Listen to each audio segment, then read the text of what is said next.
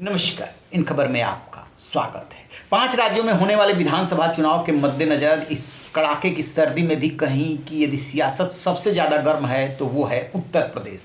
इस सूबे के लिए कांग्रेस ने अभी तक सबसे बड़ी लिस्ट जारी की है 125 उम्मीदवारों की। उसके बाद बीजेपी ने 2 बार में 109 प्रत्याशियों की सूची जारी की है।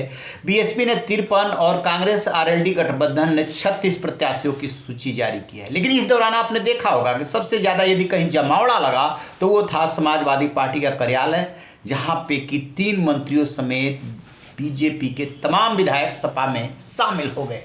इसके बाद बीजेपी में चिंता पैदा होना स्वाभाविक है।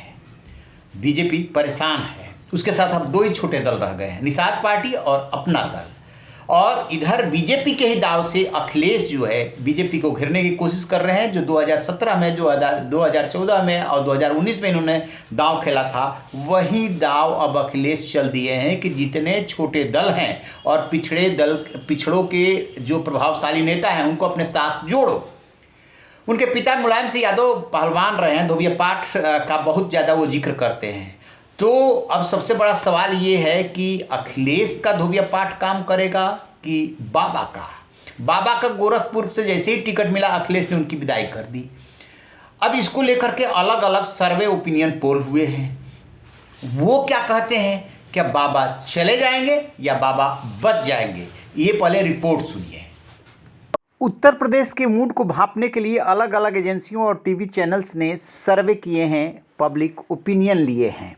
सी वोटर के मुताबिक बीजेपी को 223 से 235, सपा को 145 से 157, बसपा को 8 से 16 और कांग्रेस को 3 से 7 सीटें मिल सकती है। इंडिया टीवी के मुताबिक 230 से 235 बीजेपी, सपा को 160 से 165, बसपा को 2 से 5 और कांग्रेस को 3 से 7 सीटें मिल सकती है। रिपब्लिक के मुताबिक 252 से 272 बीजेपी को, 111 से 131 सपा को, बसपा को 8 से 16 और कांग्रेस को 3 से 9 सीटें मिल सकती है। पोल स्टेट न्यूज एक्स के मुताबिक 235 से 245 बीजेपी, सपा 120 से 130, बसपा 13 से 16 और कांग्रेस 3 से 9। डीवी लाइव के मुताबिक बीजेपी 144 से 152, सपा 203 से 211, बसपा 12 से 20 और कांग्रेस 19 से 27।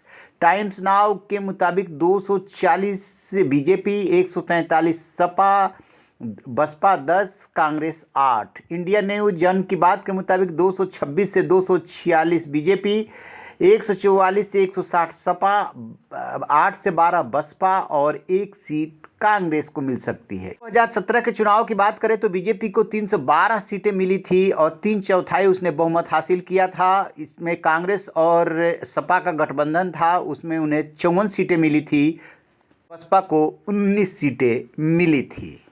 इस बार सीधा मुकाबला समाजवादी पार्टी और भारतीय जनता पार्टी में दिख रहा है। तो जैसा कि आपने सुना, ये देखेंगे कि 7 जो है चैनल्स और एजेंसियां उन्होंने मिल करके सर्वे किया, यानी कि बाबा किसी तरह से बच जाएंगे या चले जाएंगे। ये तो है एक अनुमान। हकीकत जब वोटिंग होगी, 10 फरवरी को पहली वोटिंग होगी, 7 चरणों में चुनाव है, तब जा कर के पता चलेगा। लेकिन एक बात तय है कि अब की बार मुकाबला बहुत कड़ा है। 1 से 2% जो वोट है वो परिणाम को बदलने वाला साबित होगा। तो आप रहिए बेखबर, देखते रहिए इन खबर। Thank you.